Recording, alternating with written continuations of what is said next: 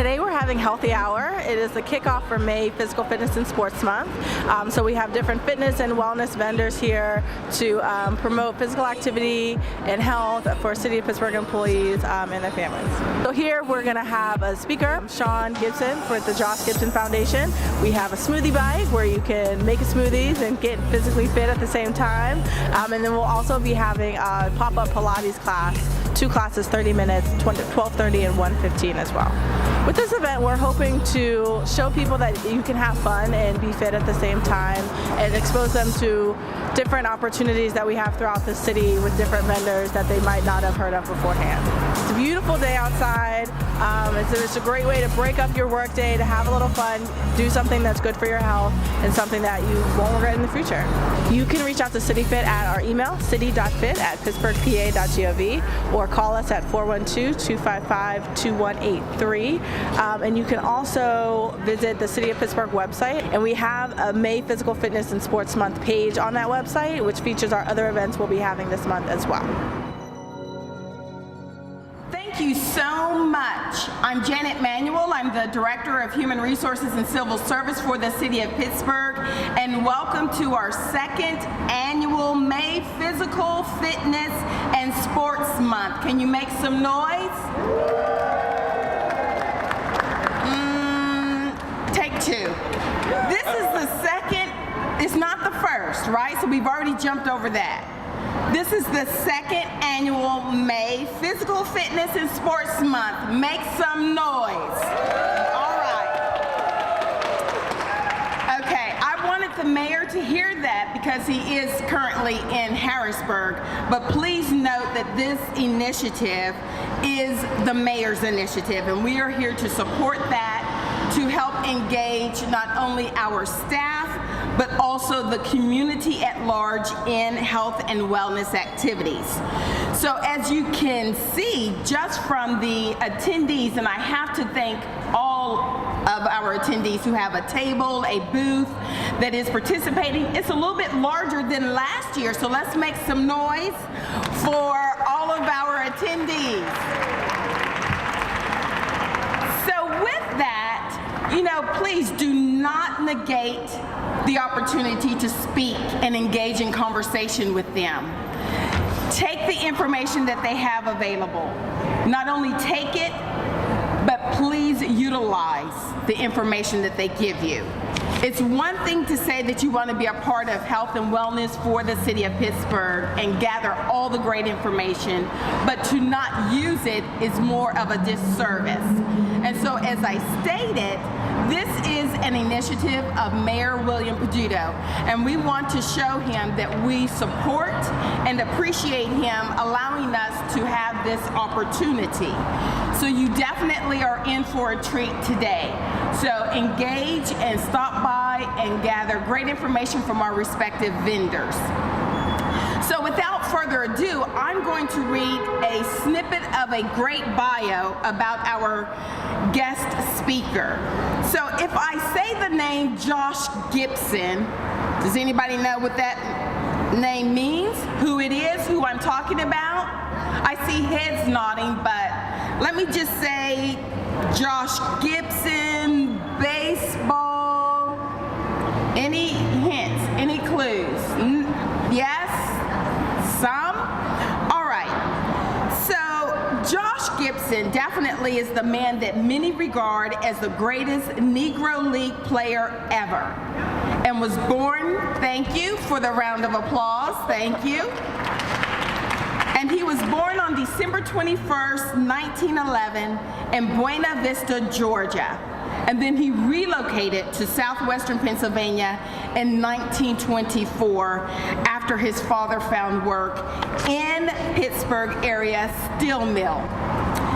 So we are very pleased and honored to have Sean Gibson, who is the great-grandson of this Baseball Hall of Fame legend, Josh Gibson. Let's make some noise for Sean. Thank you. So Sean has definitely dedicated his life to the preservation continuation of his great-grandfather's legacy, and he is currently the executive director of the Josh Gibson Foundation, which is a Pittsburgh area nonprofit organization. And so the Josh Gibson Foundation was established in 1994 in an effort to keep the memory of this Pittsburgh's beloved Josh Gibson and the entire Negro Leagues alive. So the foundation partners with the University of Pittsburgh, Duquesne University, and Carnegie Mellon University by matching up college students with elementary and middle school youth for tutoring. So with a strong focus on education, the foundation currently serves roughly 300 youth and plans to increase those numbers by starting new programs yearly. So the foundation also sponsors the Josh Gibson Baseball Academy. I think that deserves a round of applause for what they're doing in the greater Pittsburgh area. So definitely there is likely no greater expert on the history of the Negro Leagues than Sean, who speaks to a variety of groups, teaching on the significance of these great men who played the game before Jackie Robinson integrated baseball in 1947. Let's give that brief bio a round of applause. It's phenomenal work. And so as we continue with our celebration for this great month of May, what greater way to have not only a nice history lesson, but then also hear information of how the legacy is being continued and shared in greater Pittsburgh. But do not hesitate to stop at the Josh Gibson Foundation table and pick up information and find out ways that you can also continue to support this initiative so it can continue in greater Pittsburgh for our youth. So without further ado, coming to the podium is Sean Gibson, the great-grandson of the Baseball Hall of Fame legend, Josh Gibson.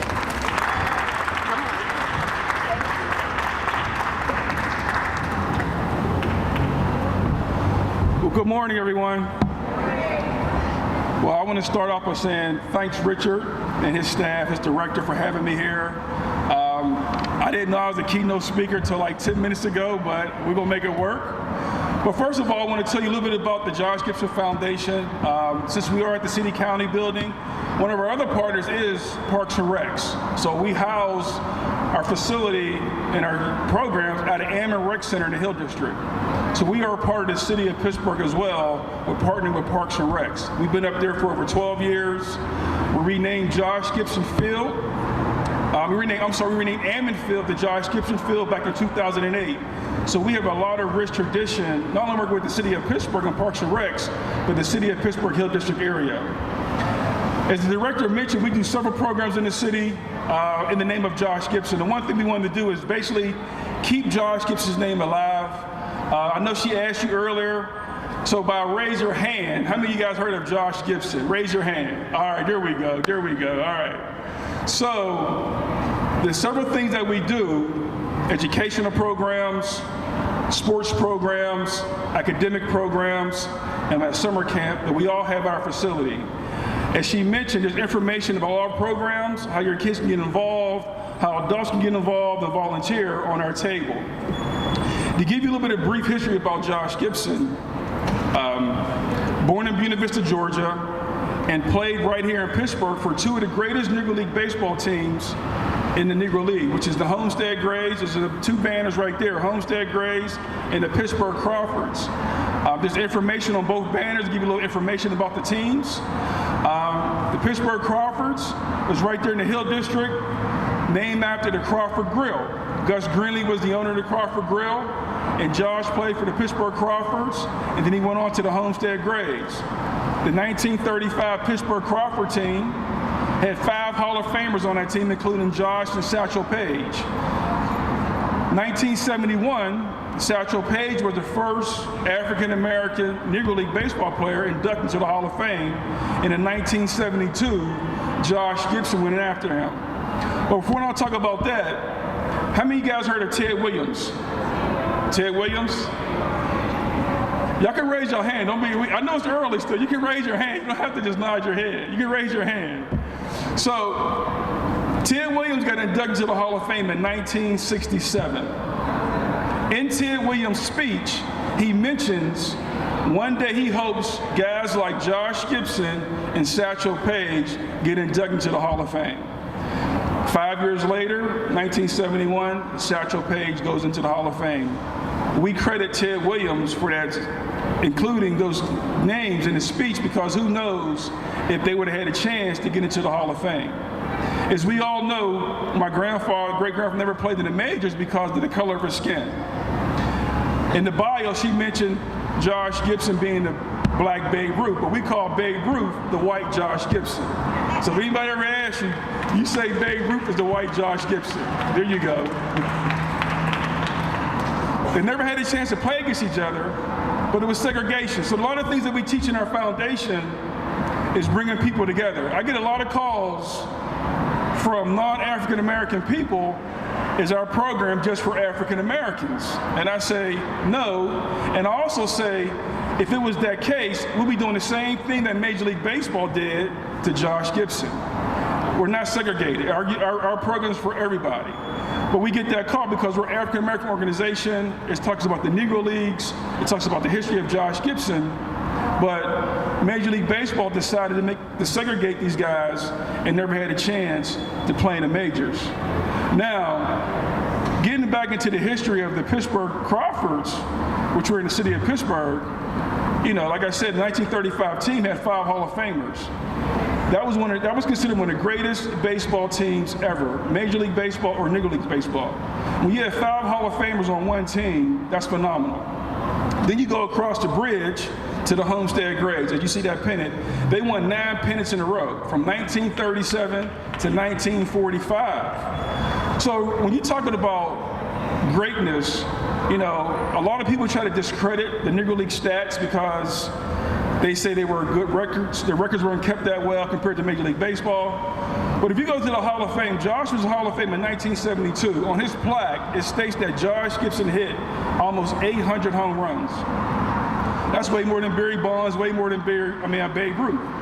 So when people ask me how many home runs Josh Gibson have, I always say 799, because that's almost 800. So I go with that number right there, 799. So the most important thing, I know this is about sports, fitness, and health.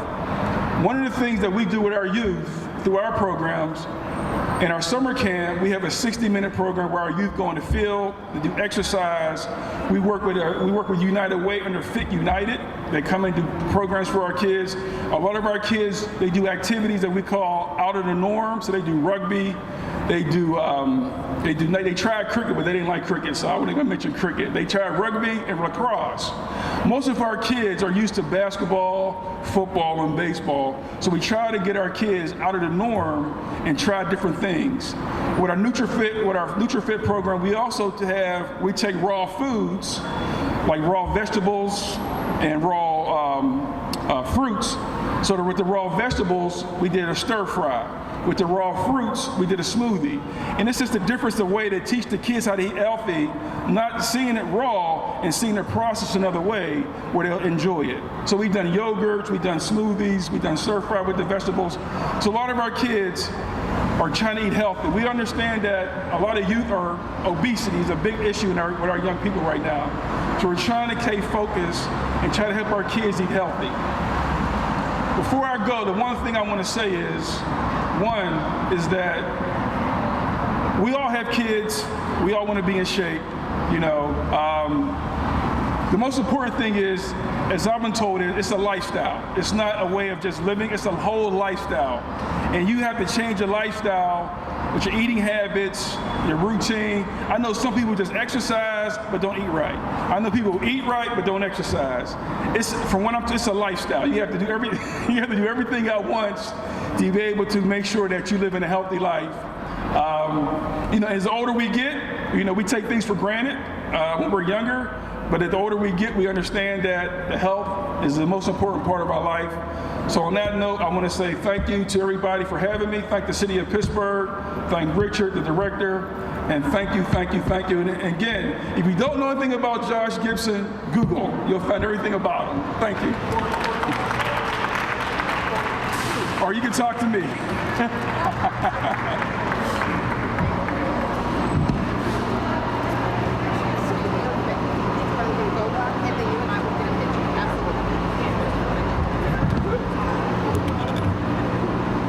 Thank you so much, Sean. We appreciate that history lesson, but then also the information about the foundation.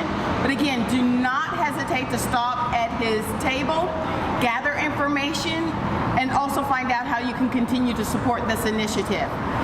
So I could not end this without thanking the team within the Department of HR and Civil Service, and that is Richard Butler. Come up so they can see you.